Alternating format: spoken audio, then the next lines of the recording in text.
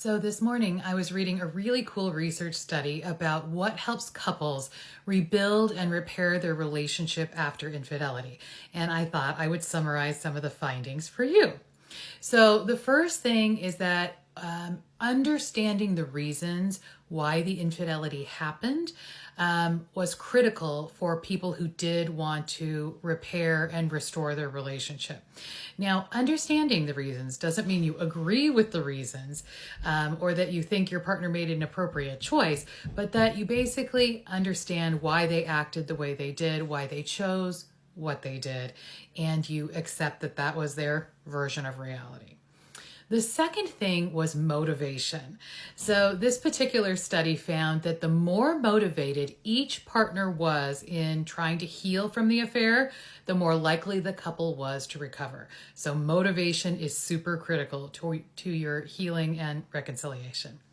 The third thing is that most couples who healed followed a predictable pattern or process. They moved towards forgiveness. And I know that's really hard to do in the early days of finding out about an affair, but anytime we can move towards forgiveness, which doesn't mean acceptance. It doesn't mean this was great, this was awesome, it was no big deal. It means moving towards understanding that people are imperfect and that your partner chose poorly and that this was a very hurtful decision, and just sort of deciding to move past that is really critical for healing. The next part of the process was developing new communication skills, then learning how to manage post-traumatic stress disorder, basically post-infidelity stress disorder. And then the fourth part of the process was processing feelings with each other and with a neutral third party. A lot of the people in this research survey or study got a lot of benefit out of couples therapy, which I know is not the experience everyone has, but I think talking to a third party who can listen to you and support you and help you process some of your feelings is very valuable.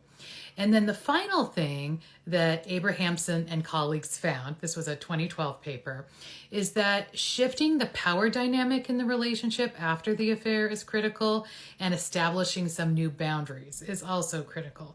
So that's something I haven't heard talked about a lot, and I want to keep thinking about and talking with you guys about, is how does the balance of power and responsibility in a relationship need to change after an affair?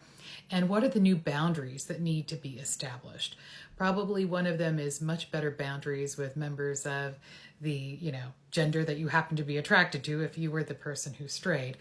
What else do you think? What other boundaries do you think should be put in place?